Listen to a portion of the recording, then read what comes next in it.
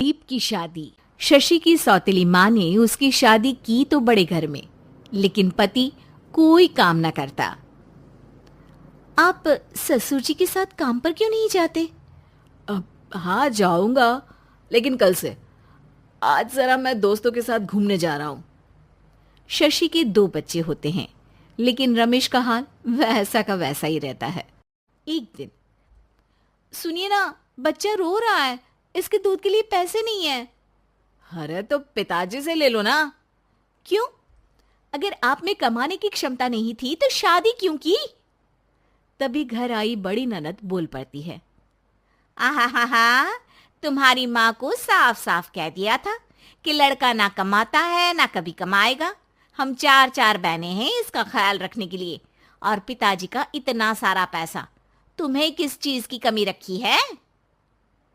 लेकिन थोड़े ही सालों में तकदीर बदल जाती है। शशि का ससुराल गरीब हो जाता है।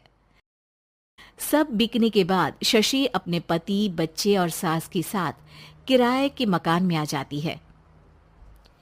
मैं कोई नौकरी करना चाहती हूँ दीदी। अरे इतने बड़े घर की बहू थी शशि, तुम नौकरी करोगी? नहीं नहीं नहीं नहीं। नहीं करूंगी तो घर कैसे चलेगा? बच्चों को भी तो पालना है ना। तभी शशि का भाई आ जाता है। शशि, ये ले राशन का सामान। किसी भी तरह की कोई भी जरूरत हो तो बताना। भाई, अब मैं नौकरी करूंगी। देख बहन, वैसे तो मैं तेरे साथ हूं, लेकिन हाँ, मैं ये भी चाहता हूं कि तू अपने पैरों पर खड़ी हो जा। शशि को एक प्ले स्कूल में छोटे बच्चों को संभालने की नौकरी मिल जाती है। एक दिन, शशि, मेरे स्कूल को अब तुम संभाल लो। मैं कुछ दिनों के लिए अपने बेटे के पास जा रही हूं। लेकिन प्ले स्कूल अकेले मैंने कभी नहीं संभाला है। अब ये सब मैं नहीं जानती। इतने महीनों में तूने जो देखा, बस पूरे आत्मविश्वास के साथ उसे करना। शशि नीलम के जाने के बाद पूरे 1 महीने उसका स्कूल अकेले संभालती है, और फिर एक दिन आता है जब वो अपना खुद का स्कूल भी खोल लेती है। वाह शशि, तुमने आज मेरा सर गर्व से ऊंचा कर दिया। तुम्हारा यही आत्मविश्वास तुम्हें बहुत आगे ले जाएगा। नीलम, बहुत आगे जाने की चाह नहीं है, बस ये छोटा सा स्कूल मेरे बच्चों की अच्छी शिक्षा में मेरी मदद करे, यही मैं चाहती हूँ। शशि थोड़े थोड़े पैसों से ही अपना परिवार पाल रही थी।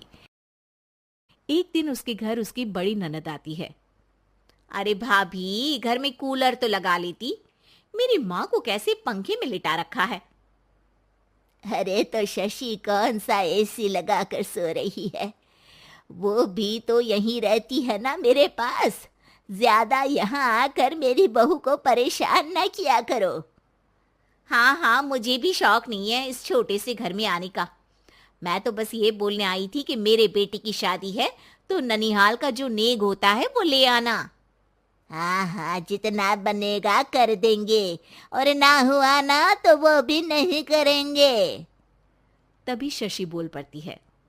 अरे नहीं माँ जी, रीटा घर की बेटी है, उसके ससुराल वाले उससे शादी पर पूछेंगे कि मायके से क्या मिला। रीटा, तुम मुझे सामान की लिस्ट भेज देना, मैं पूरी कोशिश करूंगी कि तुम्हारी हर डिमांड को पूरा करें। अच्छा, मैं खाना लगाती हूँ। शशि ये बोलकर किचन में चली जाती है।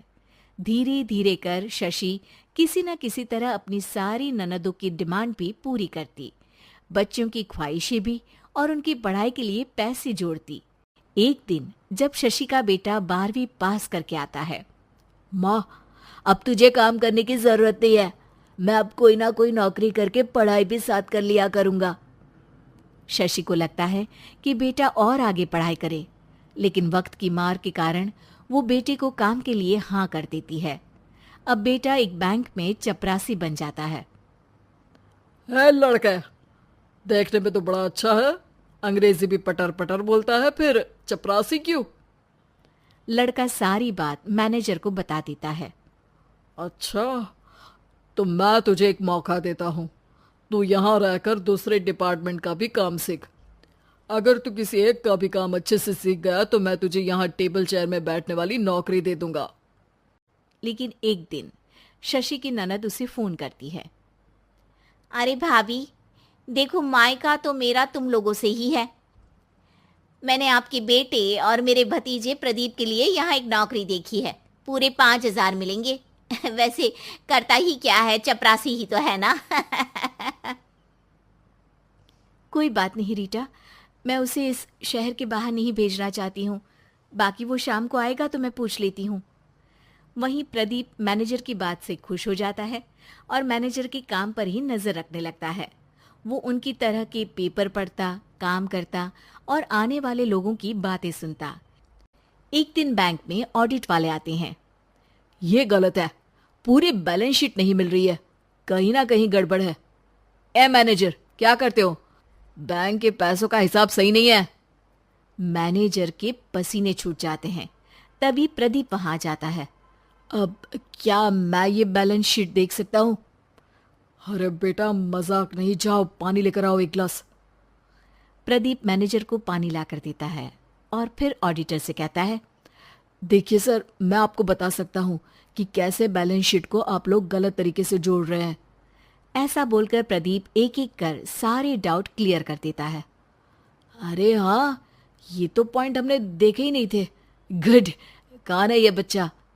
तभी मैनेजर बोल पड़ता है, अब हमारे यहाँ अकाउंट में नया आया है। ऑडिटर के जाने के बाद, वाह प्रदीप, आज तो तुमने मेरी नौकरी बचा ली। और आपने भी तो मेरी नई नौकरी लगा दी अकाउंटेंट की। बस फिर क्या था, प्रदीप ने एक बार जो सफलता की सीढ़ी चढ़ी, बस चढ़ता ही चला जाता है। फिर एक दिन शशि की ननद, अरे भाभी कैसी हो? घर को तो बड़ा ही सुंदर चमका रखा है। अरे बेटी, कैसे आना हुआ? तू तो इस छोटे से घर में आना भी नहीं चाहती थी। कोई खास काम है क्या? अब हाँ, वो माँ, मेरा जो मजला बेटा है ना, वो अकाउंट से पढ़ाई कर रहा है, तो प्रदीप से बोलकर उसकी भी कहीं अच्छी नौकरी लगा दो ना। सास और शशि समझ जाते हैं कि कैसे पैसे आते ही लोगों के बात करने के तरीके से लेकर रिश्ते निभाने तक में बदलाव आ जाता है।